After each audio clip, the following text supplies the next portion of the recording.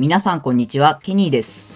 今回も e フットボールの戦術的解説をお届けします。この動画では e フットボール的生態理論について解説します。意識するだけでプレーが劇的に改善する可能性を秘めた内容なので、ぜひこの動画を参考に実践してみてください。ではまず本題に入る前に一般的な生態理論について解説します。これはリアルのサッカーでよく言及される理論です。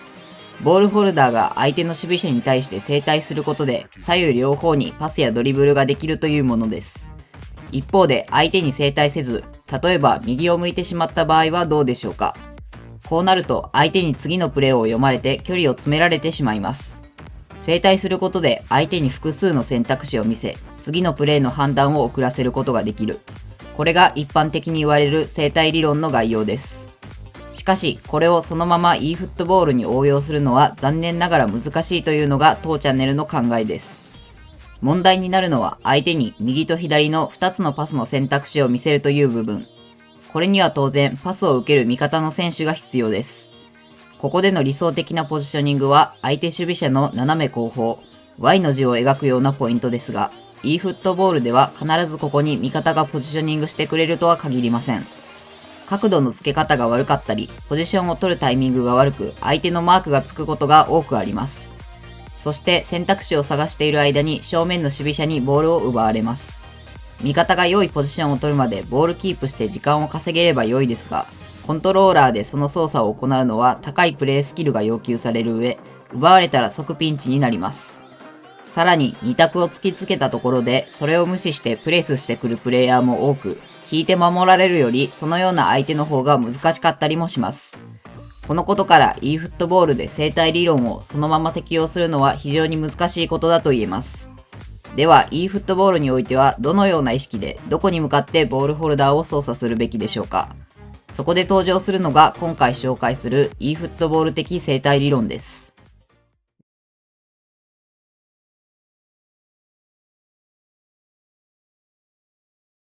この理論で重要なのは相手の守備者を結んで生まれる図形です。多くの場合は四角形を考えますが、状況によっては三角形の場合もあります。手順としてはまずボールホルダーが図形の中に入ります。これは図形の中にポジショニングする選手にパスを出しても、自らのドリブルで侵入しても OK です。そして次に図形の中心に正対しながらゆっくりとドリブルします。当然相手はボールを奪うために距離を詰めてきますが、それによって図形は変形し、中心の位置も変わるので、同時に向くべき方向も変化します。このように常に図形の中心に正対することを考えるだけで、自然にボールキープができるというのが e フットボール的生態理論です。非常に簡単そうに思えますが、これだけで2つのメリットが生まれます。まず1つが図形の中心に正対することで、複数のゲートを確保することができる点です。四角形の場合、中心に近づくことで前と左右の3つのゲートをパスで通すことができます。ゲートの中央を通すことができるのでパスカットのリスクが小さくなるのも特徴です。2つ目のメリットがシンプルに情報を認知できることです。プレイヤーに俯瞰の視野が与えられる e フットボールにおいて、ボールホルダー周辺の情報、つまり相手の位置、数、スペースなどを認知しておくことが重要なのは言うまでもありません。もし e フットボール的生態理論の概念がない、つまり図形を考えない場合、これらを個別に認知する必要があります。4人の相手に囲まれる場合、その4人とスペースの合計5つの変数を考える必要がありますが、当然5つのものを同時に見るのは難しいのでミスにつながります。そこで四角形とその中心を用いてこの状況を捉え直すとどうでしょうか。4人の相手選手は四角形という一つの図形になり、さらに図形の中心とはすなわちスペースがある方向です。つまり5つの変数を四角形というたった1つの変数に変換することができます。プレイ中も四角形がどのように変化するかを見ておくだけで良いので、処理するべき情報が減りミスも少なくなります。同じ状況でも見方を変えることでよりシンプルに認知する。数学における直行座標から極座標への変換に近い考え方です。難しい話は置いておいて、とにかく相手で形成される図形を見ることができればシンプルに周囲の状況を認知できるということです。以上が今回紹介する e フットボール的生態理論です。続いてこの理論をどのように使うべきか、試合でのプレーを解説していきます。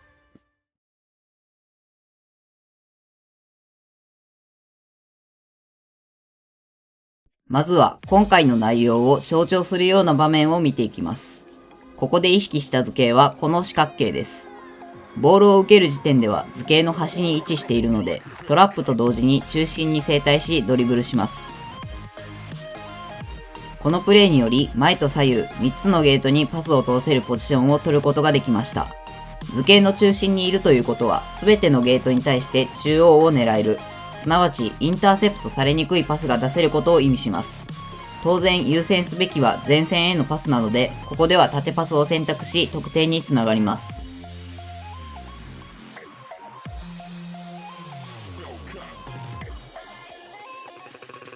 次にこちらの場面。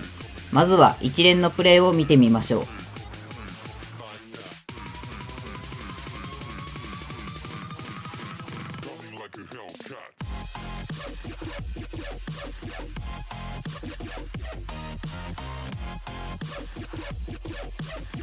単に中盤で相手をかわして得点につなげた場面のようにも見えますが、ここにも背後には e フットボール的生態理論が潜んでいます。この場面で意識する図形はこの三角形です。相手はボールを奪いに来ますが、三角形の中心に正対することで自然とボールキープができます。結果的にゲートに対して縦パスを通すことができました。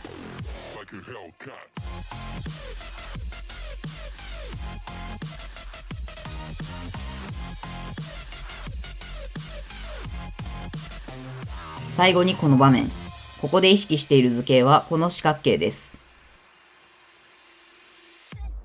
しかし頂点の一つがディフェンスラインに吸収されたので、意識する図形をこのように切り替えます。一つの図形に固執する必要はなく、状況に応じて見方を変えることも重要です。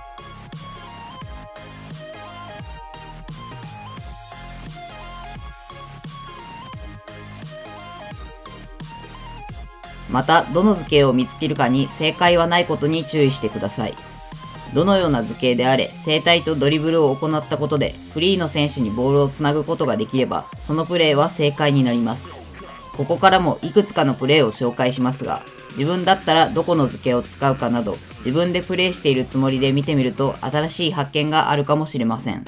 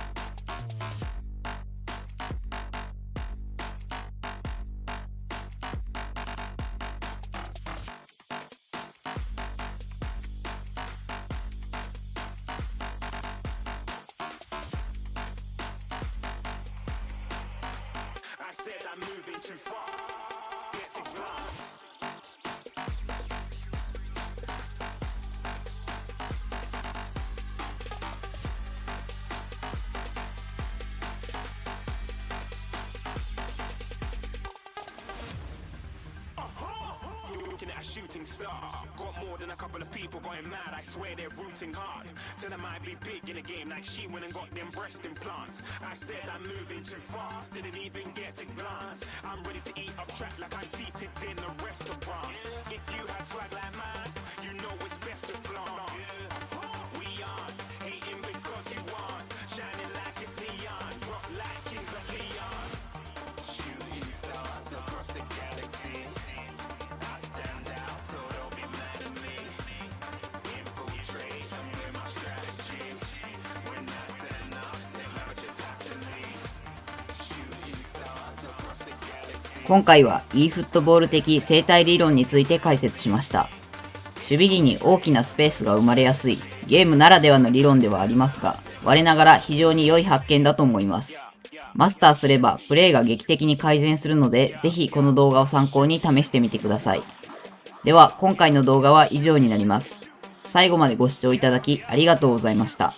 当チャンネルでは今後も戦術系の動画や現実のチームの再現動画を投稿していきます。